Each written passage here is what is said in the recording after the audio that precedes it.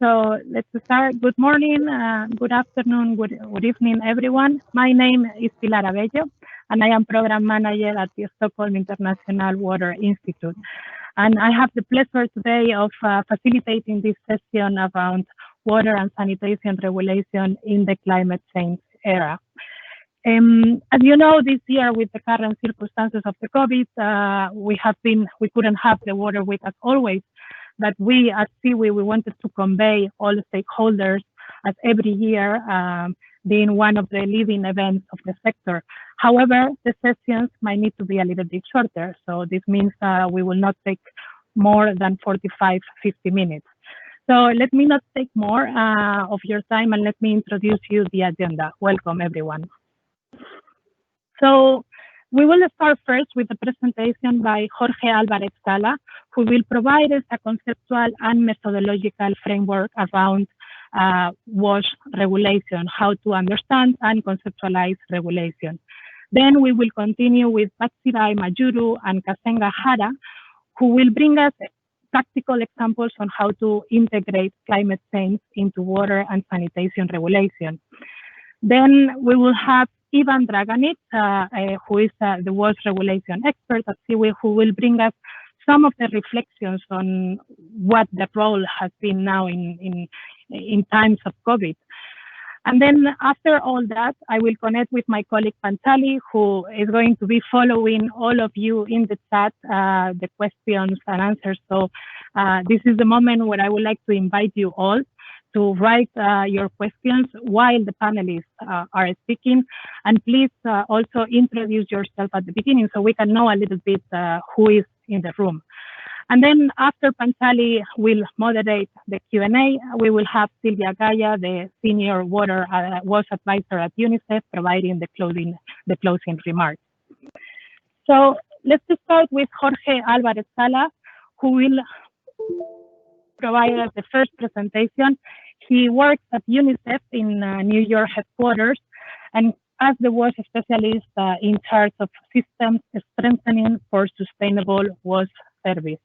So Jorge, the floor is yours. Thank you very much. Thank you. Good morning, good afternoon, good evening, everyone. My name is Jorge Álvarez Sala. I am a WASH specialist at UNICEF, and I'm delighted to present today the Washtrack approach, which is a new tool that has been developed together with SIWI, and we count with WHO as a supporting partner, as well as other supporting partners who are likely to join very soon, to develop this tool that should help regulators across the world. What is the Washtrack approach? Well, the Washtrack approach is a multi-stakeholder diagnostic approach proposed to identify national regulation gaps and challenges in water and sanitation services. Once conducted, it results in a set of actions and practical solutions that are conceived to initiate the process of either developing or strengthening or aligning regulatory roles and responsibilities. This approach or tool can be conducted by either governments at national and subnational institutions, regulators, development partners, consumer associations, or any other WASH stakeholder. Why regulation is so important? Well, if we look at the accountability triangle with policymakers, service providers, and consumers, we see that regulators are in the middle of this accountability triangle, where the regulator plays a role enabling public sector policy being sustainable and protecting both operators or utilities as well as consumers.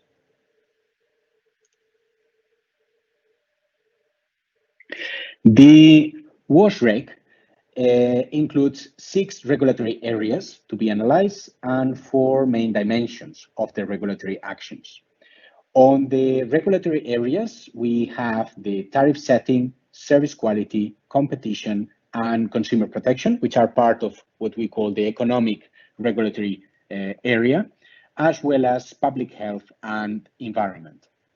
The dimensions of those regulatory actions include the definition of rules, the information and data collection, the monitoring, and the enforcement.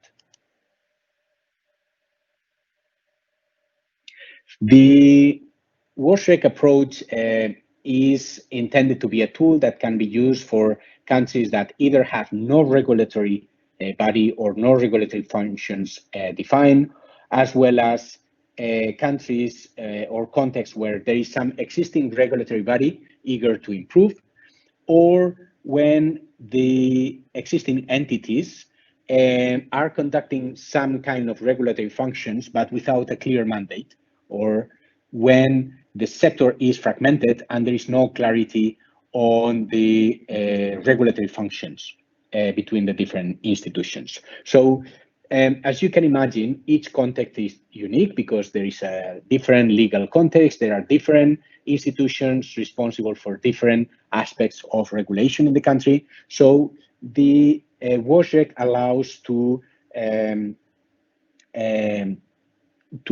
identify which are the gaps in each of the different scenarios. So it starts with a need and demands identification, the step number 1A, which helps to establish a sense of urgency on the need to improve regulation in a particular context. The second step is the understanding on the context. So mapping the roles and responsibilities and identifying what are the potential gaps through a desktop review. This is often the role of somebody who can understand the legal framework and can bring all this information to a multi-stakeholder Washtrack workshop, which is the step number 2. And the Washtrack approach includes a set of steps that help facilitators to move into this process in a structured way. As a result of this Washtrack workshop, there is a validation of the results. To move on, the results or the gaps identified in a Washtrack workshop require some validation through decision makers, a political decision to move on and to initiate some reform in the regulatory framework. And this is the fourth step, which is the implementation. So in the implementation phase, in the workshop, in the Washtrack workshop, the participants should identify which of the tracks they want to follow. So track A is creating a new regulatory institution with a number of activities that need to be defined for each and every context, or whether they are on track B, meaning that they need to strengthen the existing regulatory institutions, or whether they are on track C and they need to align regulatory roles across institutions that are already playing those regulatory functions. And the last step is step number 5, which is monitoring and evaluation of the whole process. The step number 2, the Washtrack workshop, as I said, is following a logical and analytical sequence, starting with the analysis of the regulatory triangle with the different links among the different stakeholders, as well as defining rules and identifying challenges and actions in the 4 regulatory areas. So service quality, consumer protection, tariff setting, competition, environment, and public health. The next step is moving on the information data collection through those 4 regulatory functions and moving to the next one, which is monitoring, enforcement, and then mapping criteria for autonomy.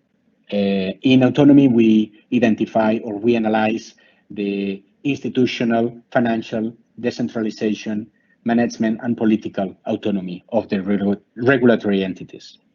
And we finalize with the tracks of action, so selecting which of the 3 tracks we consider that we need to initiate in the next step, and we develop an action plan and a way forward. So what is the status of this Washtrack approach? Well, we have developed a package of document. The first document includes a concept, we call the regulation concept note, that intends to help WASH professionals and other sector stakeholders to understand the diversity of different regulatory functions and the roles in the broader enabling environment, with some examples from both developed as well as developing countries. The second document is the Washtrack implementation guide, which includes the Washtrack approach that I very briefly presented to you, as well as a number of annexes with tools that can be used by facilitators to implement the Washtrack approach at country level.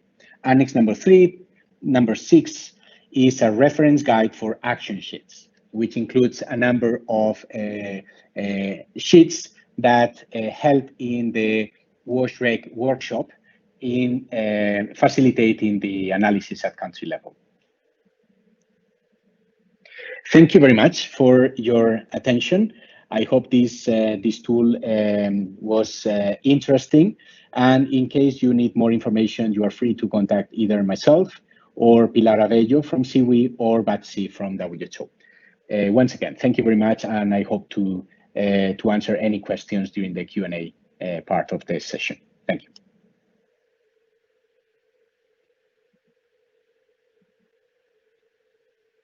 Thank you very much, Jorge. Thank you for bringing us this very interesting tool and approach that I'm sure it would definitely help regulators to strengthen their function. Jorge sent us his presentation pre-recorded, but he will be available on the Q&A to answer all your questions. Now I'm going to give the word to Batsirai Majuru, who is the Technical Officer on Water, Sanitation and Hygiene at the World Health Organization. And she coordinates, among other things, the World Health Organization International Network of Drinking Water Regulations. Batsirai, please, the floor is yours. Hello, everyone, and thank you, Pilar, for that introduction. So as Pilar just mentioned, I'm working with a WASH unit at the WHO headquarters here in Geneva, and working specifically with the network of drinking water regulators, but then also working on other aspects of water treatment. I'm here today to share some perspectives on WASH regulation or public health regulation of WASH services with some consideration to climate change. Next slide, please.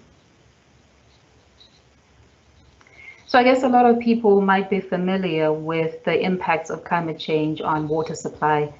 We can imagine in a case where there's a flood, for instance, and what that impact might have on contamination of water, or in the case of droughts, where that might lead to water quantity or scarcity problems that would consequently lead to water wash diseases, just as an example. But I wanted to highlight more the impact of climate change on sanitation, because I think in a lot of discourse in the WASH sector, we often tend to talk about water first and then never get around to talking about sanitation. But just to highlight that climate change does have significant impacts on sanitation services and consequently on health. I won't go through each of those climate impacts, but just to highlight that, for instance, in a case where there might be extreme rainfall or floods, we could see a destruction of sanitation-related infrastructure, which in turn could lead to contamination of water supplies themselves. If, for instance, we are seeing overflows of wastewater treatment plants, or if, for instance, there's a reliance on wastewater for irrigation, it might lead to use of untreated wastewater for food production, and that it could result in diseases as well. But the impacts extend beyond just physical health impacts. Sometimes they're psychological as well. So there's a publication, actually a discussion paper that's out now on the WHO website. You're welcome to review. I think I've included a link at the bottom of the slide that just tries to open up discussion on some of these impacts that we're seeing on sanitation. Next slide, please. So I highlighted earlier that WHO does this work on regulation of wash services, but I just wanted to take a step back to just highlight the key recommendations that WHO has on water quality and on sanitation. And I would say that our normative work has two flagship resources. Those are the guidelines for drinking water quality. They've been around for a very long time. The first guidelines were published in the 60s. We're currently in the 4th edition of the guidelines and working towards the 5th edition. But these are guidelines that form the basis for national drinking water quality standards in over 120 countries. More recently, we published guidelines on sanitation and health. These were published in 2018. But together, these two documents kind of frame the overall thinking around the protection of public health from a water and sanitation perspective.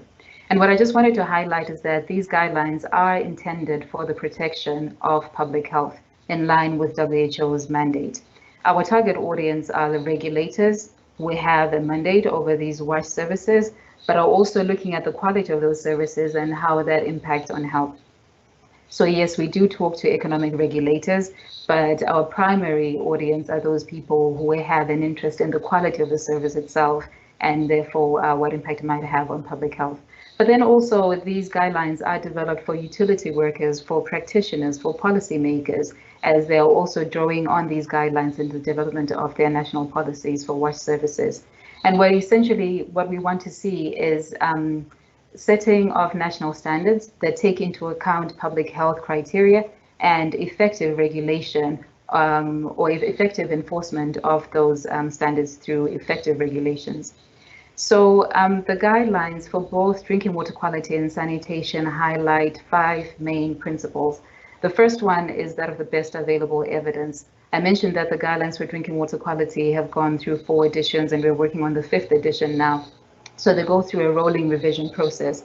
That's because on a periodic basis, we're updating the evidence that informs those guidelines as new issues emerge. For instance, we've been talking about microplastics recently, but also now we've been talking about climate change, which is a relatively new phenomenon.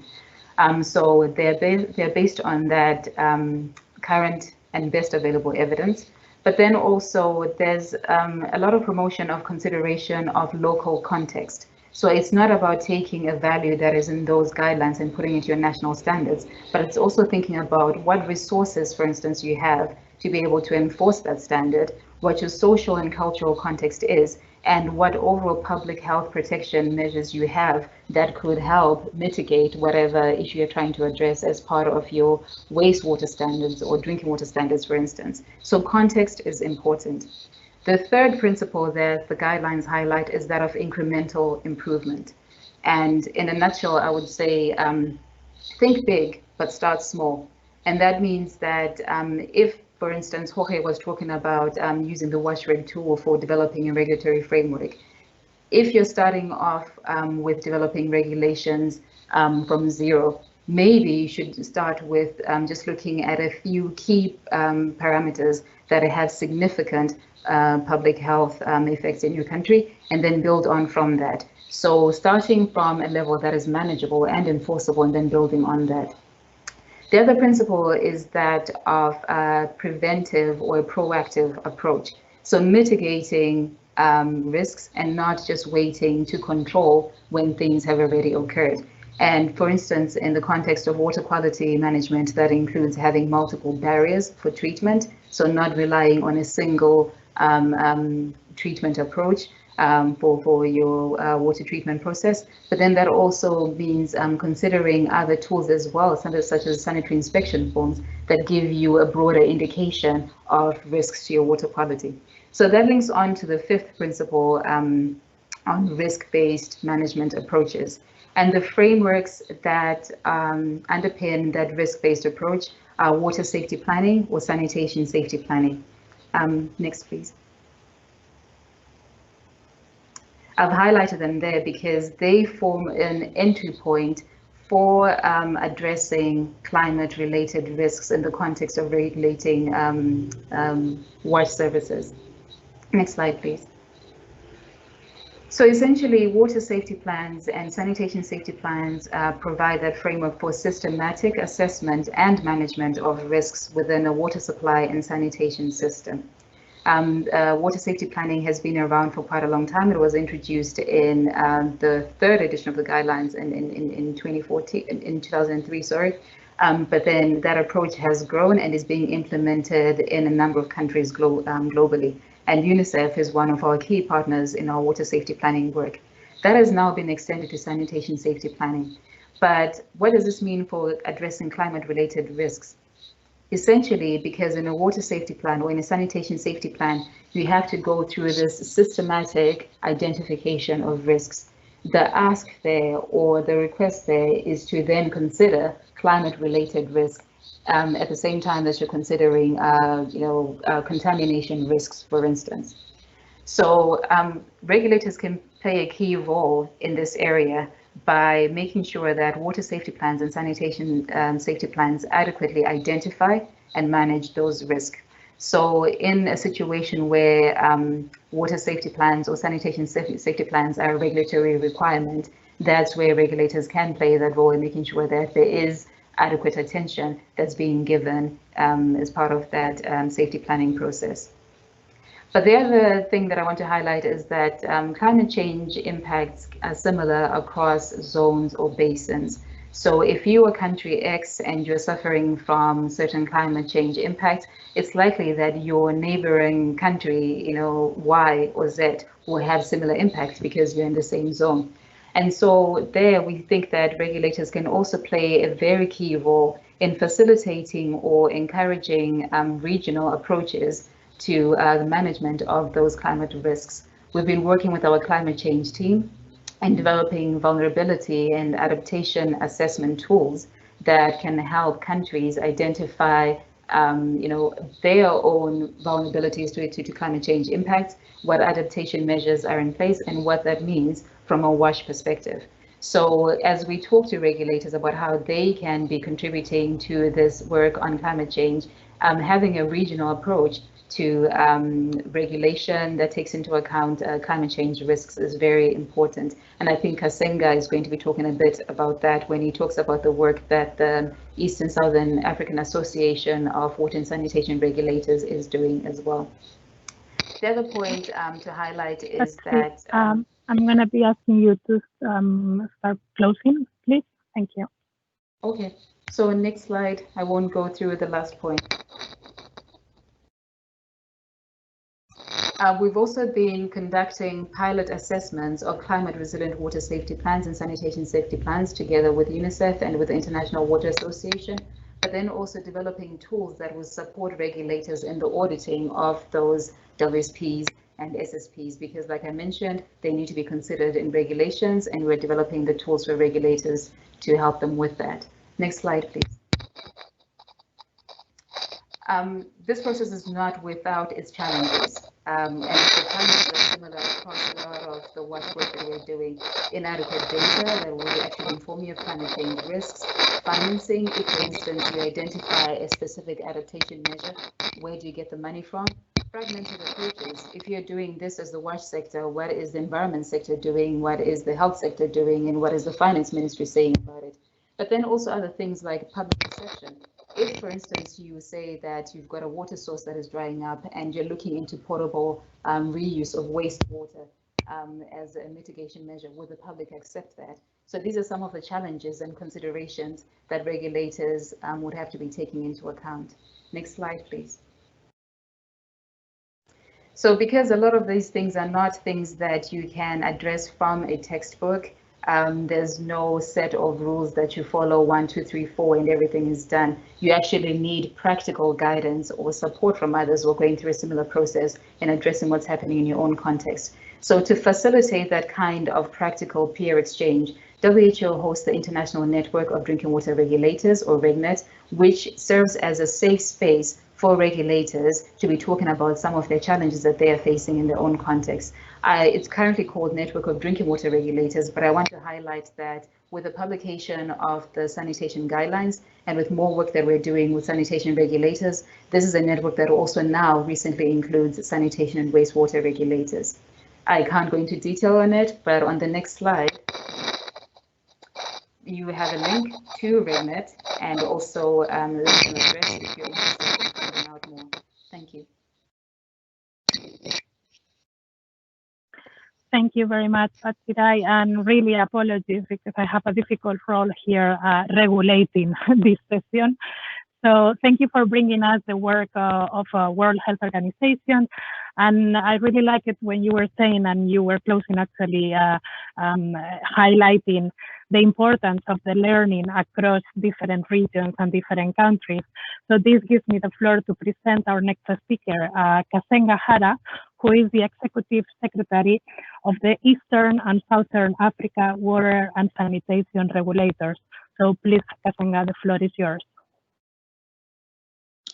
So good day, everybody, whichever part of the world you're in. As introduced, my name is Kasenga Hara, and I'm the Executive Secretary for the Eastern and Southern Africa Water and Sanitation Regulators Association, so short form SIWI. I also work for a regulator in Zambia called the National Water Supply and Sanitation Council, where I'm the Senior Inspector Technical. So today I would like to talk to you about the challenges of regulating in a climate change era and what we are doing as an association in mitigating climate change or mainstreaming climate change in our regulatory work. Next slide, please. So like other parts of the world, this region, the Eastern and Southern Africa, has begun to feel the impacts of climate change. And more recently in 2018, we had Cyclone Idai, which affected a number of our countries. More severely hit was Mozambique, a coastal nation. And the cyclone resulted in massive flooding that eventually led to over 1,300 deaths, many more other people displaced, livelihoods obviously interrupted. More importantly for us, water and sanitation services also severely interrupted. Because there was flooding, wastewater plants were flooded, but enough for those people that are on on-site sanitation systems, and this eventually contaminated the water, more especially the groundwater resources. But we've also seen other impacts in other regions, especially the inland countries like Zambia, Malawi, where we're seeing a lot of droughts. And these are some of the countries that are heavily reliant on hydroelectricity power supply. So that simply means without enough water, not enough energy is produced, and water itself cannot be provided to the residents. So there's a huge disruption in services. It is projected in our region that the weather periods are going to become shorter and shorter, while we might also experience more intense rainfall and leading to flooding and all those impacts that I've just mentioned. So this is quite serious for us. This has already begun to happen. We've seen a loss of revenue for the water utilities. We've seen interrupted services. We've seen other negative impacts on health and also livelihoods. I could give a lot of examples that have resulted out of some of these impacts that we're seeing. But we are not sitting back as a regulator. Could you go to the next slide, please? We're not sitting back as a regulator. We, as regulators in the region and as an association, we're trying to work on how effectively we tackle climate change. So we embarked upon an assessment of how prepared the water sectors were in this region. By the way, SIWI has 10 member countries, including Mozambique, Tanzania, Lesotho, Burundi, Malawi, Uganda, and the others. So we did an assessment right across the region using an approach we called, essentially using a tool we called the maturity matrix. The matrix was looking at 6 things: the policy or strategy preparedness of these countries and the sectors, the preparedness of organizations, what sort of tools did these organizations have, what sort of capacity was in the sector or the utilities and regulators, and what sort of investment was flowing to the sector itself vis-a-vis climate change, mitigation, and adaptation. That information will come out in a subsequent slide. But more importantly, out of this assessment, was the fact that much as countries that cited climate change, more especially in their environmental policies, there was really nothing much in the water and sanitation subsectors, a pointed direction as in what sectors needed to do to combat climate change. The other outcome was that most of the countries were not doing any sort of appraisals during project planning as far as climate change is concerned. So it was business as usual, responding to demand rather than factoring in climate change risks and impacts in project planning. We also found out that there was little capacity or linkages with key stakeholders such as climate scientists, because in essence, water utilities cannot effectively respond to climate change if they don't have the information, and this information is usually provided by, for instance, meteorological departments. In terms of predictive models, perhaps climate scientists also have a role to play in there. Next slide, please. So this is the themes I mentioned about the maturity matrix. I will not belabor much more on this one. I already mentioned this. Can we go to the next slide, please? So out of all this assessment, as an association, we began to brainstorm on how best we could actually bring on board and mainstream climate change in what we're doing to minimize the impact that we're already beginning to feel. And we developed a concept we're calling the strategic climate risks response and assessment methodology, which is short form SCRAM. Apologies for that, it's kind of a long terminology there. And it's essentially a suite of tools that will help the sectors enhance their climate resilience. So some of the things that we have begun to develop or enhance upon include water safety planning. Betsy did mention that. These are tools that have been existing, but in most cases, they've been applied on the operational scale and have had little to do with climate risk screening or impact assessment. So it is the duty now that we've embarked upon to ensure that some of these tools do incorporate that. We're also looking at enhancing infrastructure master planning, and essentially this entails screening for risk or climate proofing of either existing infrastructure or new infrastructure that we intend to bring on board. We're looking also into extreme event management and closely working with climate scientists and other agencies in this, where we envisage the use of predictive model for our sector in order for us to respond quite effectively. So essentially the SCRAM is a set of tools we think are more comprehensive in enhancing climate resilience of our sector rather than a single tool at all. Next slide, please. In addition, SIWI has been working on a tool called the Citywide Inclusive Sanitation Services Assessment and Planning Tool, short form SIWI. This tool was essentially made initially to help regulators appraise and make best or informed decision on sanitation options. But now we realize as we do that, we also need to bring on board climate factors to this particular tool. So we are working to integrate climate indicators, such as linkages between water and energy. And in doing so, we envisage that at the end of the day, this SIWI tool will be able to lead us into determining what sort of sanitation options are best suited and with a lower carbon footprint. Next slide, please. There are also other initiatives that we've been undertaking as SIWI. In most of our region, the regulators have actually formulated what are called energy efficiency guidelines. And these guidelines are essentially made to keep or kind of help utilities optimize their energy utilization because of what I've already mentioned, the energy and water nexus connection, especially in our region, we're so reliant on hydroelectricity. But we're also, as regulators, thinking of putting up benchmarks in our regulatory frameworks, for instance, for greenhouse emissions and also for energy efficiency. This is important because most of the countries, if not all the countries, have already ascribed to the UNFCCC, and we are mandated to develop the national communications every 2 years. But we do not have benchmarks for the sector to be able to feed into these national communication plans. And we have felt responsible to be able to contribute to mitigation measures by coming up with benchmarks. We are also promoting the use of other tools that are open there on the market, for instance, the ECAM, which is a very handy tool in assessing the energy utilization, but also the carbon footprint on the processes that utilities go through as they provide services. So this particular tool will assess both the energy and the carbon footprint across water, sanitation, and more recently, what has been incorporated is a new theme on fecal sludge management. As an association, we've also endeavored to embark upon a long-term strategy of capacity building. So we are mandating the utilities that we regulate to have some sort of climate specialist or climate change focal person as contact person to be able to spearhead our initiatives and implement them. So I wish to end here, and in case there are questions or clarifications, I'll be glad to take them during plenary. Thank you very much. Thank you very much, Kasenga, and thank you for bringing us the experience of SIWI in supporting both the regulators and through the regulators, the utilities in mainstreaming and then also adopting new tools to integrate climate change into their operations. I'm sure you will have questions during the Q&A. I'm going to give the word now to Ivan Dragonic, who he jumped in the very last moment to this session, due to the circumstances, as you know, all well known.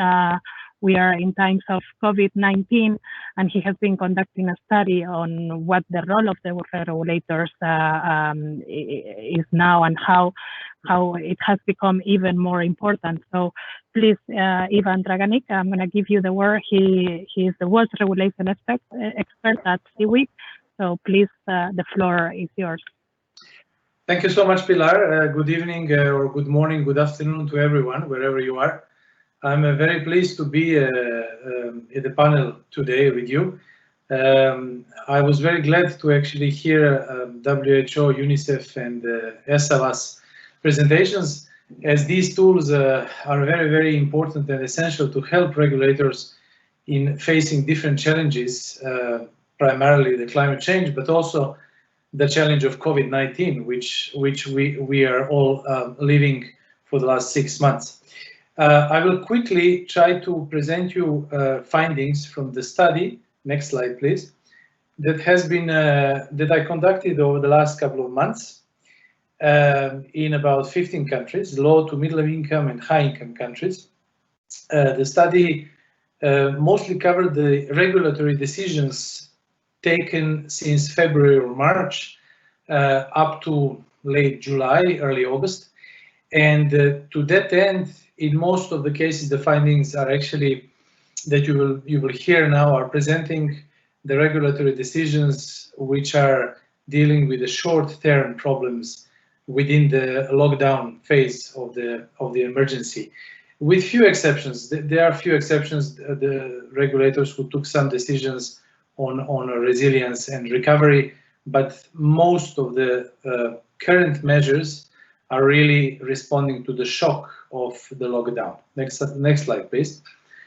So in principle, the 6 regulatory functions that you heard earlier from Jorge are in most cases drawn down to 2 sets of measures.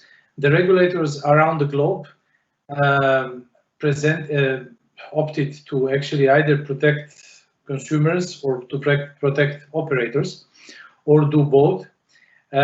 When protecting consumers, they were also including health and environment, and this has been done in most of the cases through payment removal for either entire population for a short period of time of 3 to 6 months, or for the most vulnerable consumer groups, such as those who are, for instance, unemployed. And the second set of the regulatory measures could be condensed to protection of the utilities, whereas the regulators were mostly concerned about the service sustainability and their revenue tariffs.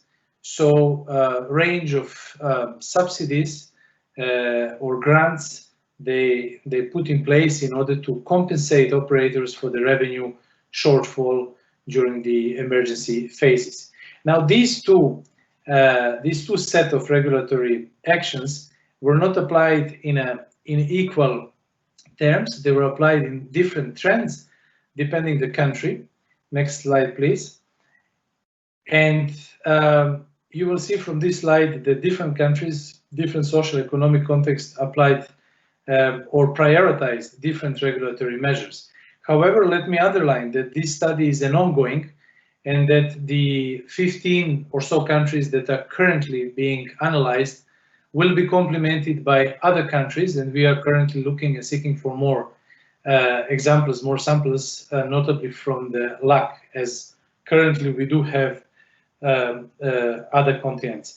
So in principle, Kenya, Uganda, Zambia, and Brazil facing with the shock of lockdown and COVID, prioritized immediately consumers through massive payment removal, and in most of the cases without adequate subsidy mechanisms for operators. There are a few exceptions. You know, for instance, in Kenya, the government managed to raise $2 million for the procurement of chemicals for the operators, and also to ensure the World Bank grant of 50 million helping their liquidity. Or in Brazil, with a few states which went on their own and provided some subsidies. But in in most of the cases of those countries who prioritize consumers with a massive payment removal, there were no immediate mechanisms to follow this and to compensate the operators. However, currently all these countries are working on the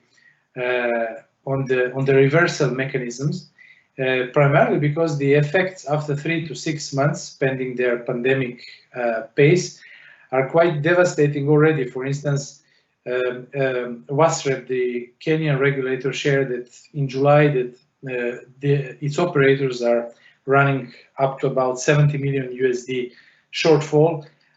Or overall, what we found is that between 30 and 70% there is a shortfall of the revenue on the operator side. Second trend is either more balanced between consumers or operators, or prioritize operators. And there we have England and Portugal, perhaps, or regulators, OFWAT and ERSAR, who are most balanced, whereas they were trying to compensate both consumers and operators. Consumers when it's really justified, for instance in Portugal when they're unemployed, or in England when they can really prove financial difficulties, but at the same time relaxing some of the regulatory deadlines in order to help operators to move on and to carry the burden. USA, however, national regulator, the EPA, the Environmental Protection Agency, left at the discretion of each state whether they are going to help consumers or not, but mostly dealt with the grants and different financial mechanisms to help operators running their liquidity. Scotland similarly did basically protect mostly business consumers due to lack of the business consumption, but the absolute champion of generosity is Italy, which issued a fund of up to 1 billion that can go to operators for their revenue shortfall due to the payment removal for the entire population, which in March, April has been legislated for up to September, but there are some information that it will go until the end of the year.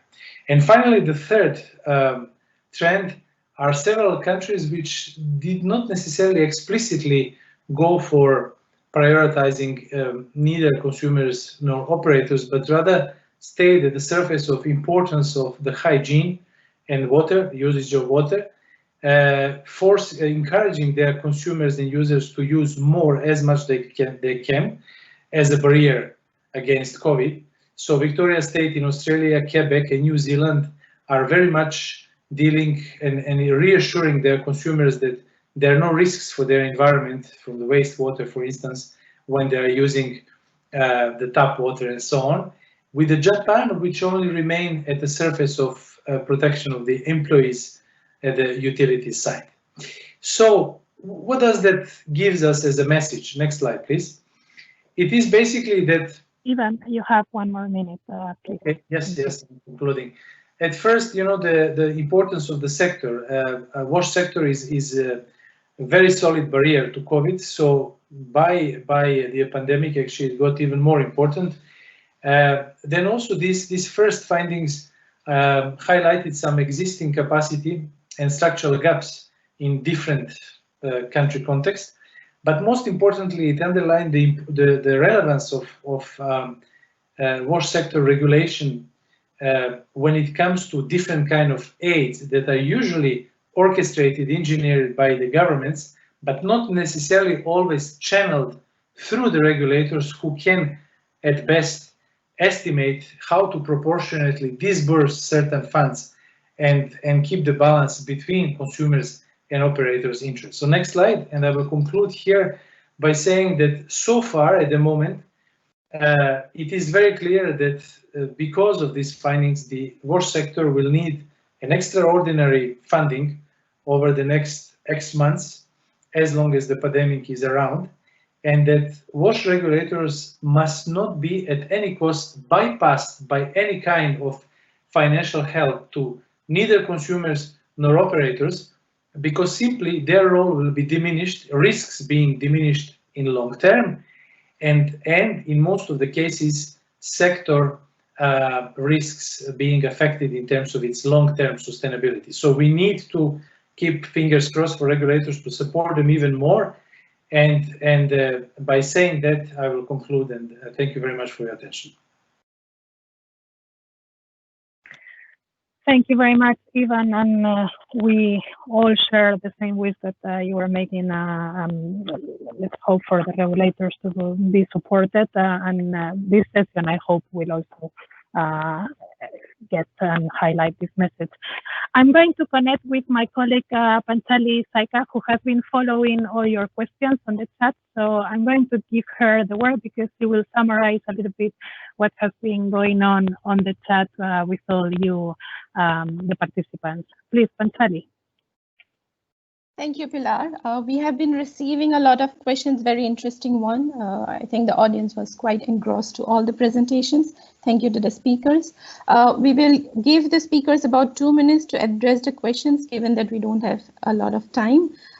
There is an interesting question on the Washtrack approach to you, Jorge, from Robert Bowles.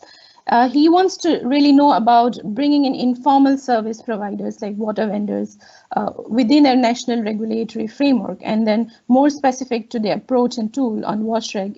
He wants to learn about how are the human rights criteria reflected in the tool proposed.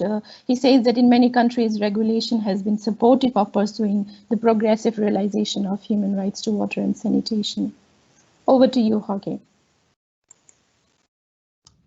Thank you. So answering Rob's question about the informal service providers, we have to consider that the Washtrack approach doesn't only focus on the aspects that are regulated by one specific regulatory agency, but the regulatory functions, no matter if those are in a national regulatory agency or if at municipal level there are some regulatory functions that are mandated by the municipalities themselves, who are often responsible for coordinating and regulating those informal service providers, either in water supply or in sanitation services. And of course, when we look at regulation, we do look at the service providers, and that's why we start with this triangle of accountability that clarifies the roles and responsibilities of each of the different stakeholders, and the legal framework. So we know what the current legal legislation says and what would eventually need to be modified to make some clarity in the sector. Answering as well an important question from Fiona Zakaria on whether this is an educational tool. This is not intended to be for theoretical educational research purposes, but a practical tool to help regulatory reforms across in countries across the world. So it's not just a theoretical exercise, but something that has been already tested in a number of countries and is intended to be scale up in other countries. Unfortunately, answering another question, allow me to answering another question whether the documents are available online. Unfortunately, not yet. We're in the process of finalizing and editing the package of documents and should be available very soon. But if you are interested to receive documents, I would suggest following up on SIWI or WHO or UNICEF website, because hopefully in the coming months we will have those documents available for anyone interested. Thank you very much. Thank you, Jorge, for clarifying and addressing those questions. I think you really brought up a very important issue of mentioning the accountability mechanisms, how it is very important and needs to align with the regulatory framework that you had talked about. We have some questions for Batsarai, but we will not be able to address all. Let me take this very interesting question talking about water safety plans and sanitation safety plan. Robin, who is our colleague from SIWI, he talks about that water safety plans are established as a regulatory requirement in many countries. He's, however, interested to know how it is for the sanitation safety plan. If there are any examples that you could share that has been adopted as a regulatory requirement rather than a good practice. But Sarai, could you address this question, please? Thank you. Thank you, Robin, for that question. I think it highlights the point that I was making earlier, that until recently, sanitation was, the neglected twin in all the discourse around WASH. So admittedly, regulations for sanitation in general, or SSP specifically, are at a less advanced phase compared to the drinking water and WSP side. But there are countries such as Tajikistan, for instance, that explicitly require SSPs. And then within Europe, the EC directives do require sanitation safety plans where there is reuse of wastewater. So hopefully with some of the work that we're doing with RegNet, and as we do more work to try and support implementation of these guidelines, we'll see more growth in the regulatory requirements for these SSPs. Thank you so much for taking up the questions. I mean, we will be very happy to learn more about what the examples you really cited of Tajikistan. And then if you think there are documents that you would like to share, then we can publish it in the event page for that. Thank you for the question. Let me move to Kasenga on the presentation you had. So there are a lot of questions around that.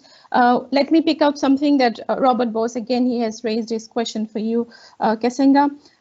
He talks about how does SOS as a drinking water and sanitation regulator association interact with environmental, economic, and energy regulators. We also have another question I want to quickly take up that talks of the GHG emissions. It's from Fiona. How do you estimate the GHG emissions and also benchmarking it? Thank you. Thank you very much for those questions. So as regulators, we also have platforms where we interact not only for the water, but also for the other sectors, because some of the things that we do, for instance, tariffing issues, we impact on other sectors as well. So we do participate in a number of fora. In this region, we've got what is called the African Forum for Utility Regulators that is more inclined to energy. So we interface, and especially on items of climate change, we also sharing information and knowledge. Just as an example, today, in my duty in Zambia, we had an interface with the electricity regulator because we have an issue that we need to resolve across the water tariffs and across the energy tariff. So there are various forums that we find space to interact on issues of common interest. In terms of the assessment of GHG in the processes of water sanitation, I did refer to the ECAM2, which is an open source tool, anybody can access it, and it's got various parameters. And we will help utility regulators for any process estimate by keying in certain requirements. So take for instance, from the wastewater side, the tool will require that you key in your generated volumes for wastewater, the BOD levels, so these are coming from the processes and measured from the labs, and also maybe the amount of sludge at the end of the day that is produced in these particular processes. Now, when it comes to benchmarking, I did say we're in the process of developing benchmarks because we are mandated country by country to report or be part of the process of the national communication. But we've only been given a broad target and nothing specific really to the water supply sanitation, but broadly we attempt the waste sector, incorporating solid waste as well. And these are the benchmarks that we would like to develop so that then utility by utility, we're able to make a quantified contribution in these national communication plans, which are essentially a responsibility of the environmental watchdogs, but we are feeding into that process. So the benchmark side, we are in the process of developing that. Thank you. Thank you so much for addressing the questions to all the presenters. Thank you, Kasenga, for taking the last questions about the benchmark. If you could really share the online tool that you're mentioning, the link to it in the Q&A box, I think the audience will have access to it then. Thank you. I think we will not have a lot of time to address all your questions. We would be very happy to address those during this session here, but please send in and we can try to address it through emails. Like if you have any questions, send in your email address, then we will forward it to the respective speakers. Pilar, over to you on the last reflections and then to take it forward. Thank you so much. Thank you very much, Panchali, for wonderfully summarize and bringing up the questions from the participants. I'm going to give now, as the final speaker, the words to Sylvia Galli, who has been following the session. Sylvia Galli is the Senior Advisor for the Wash, Water and Climate team at UNICEF. So please, Sylvia, if you could provide us your remarks and your concluding thoughts on this session. Thank you. Thank you, Pilar. Can you confirm that you can hear me? Yes, we can. Okay, sorry, I have a very unstable connection today. I don't know what's going on. So thanks a lot. I mean, I would like to start saying, first of all, a big thanks, a huge thanks to SIWI for organizing this, and to the 4 speakers for bringing us such a lot of rich experiences, tools, mechanisms, and and insights on the work that they are doing. On the, for instance, on the tools like the Washtrack that was presented by UNICEF, Jorge, the work that was presented by Batsy from WHO on the climate resilience water safety plans and sanitation safety plans. Kasenga, very interesting, explaining the experience of the Eastern and Southern African Regulators Association. Very, very good examples on how they are trying to incorporate increasingly the climate change challenges. And then also we saw some regulatory responses in the time of COVID that are very timely and very meaningful in the context where all of us presently operate. So I think that overall, I would say that there is an undeniable link between the WASH regulation and climate change, because climate change expressed in different ways, but for instance, on water scarcity or extreme weather events that affect the services, this is more and more becoming very frequent and has a huge impact on the availability and the quality of the water and sanitation services that the population have. So regulations have played and still play a very critical role when these circumstances surrounding climate change and climate events happen, because when properly legislated, they are very well positioned to balance in a neutral and impartial way different and sometimes even opposed interests of consumers, operators, and the sustainability of the water services of the sector in general. And I think that we saw this in the last of the interventions around, you know, the needs to protect the users and the needs to protect also the utilities that was presented by Ivan. So we can say that the regulation of the water and the sanitation services in economic, public health and environmental areas or dimensions have proved to be very essential. It's a governance function, of course, and this can really help the sector when facing different challenges, including the climate change challenges that we are facing or the pandemic challenges we are also facing nowadays.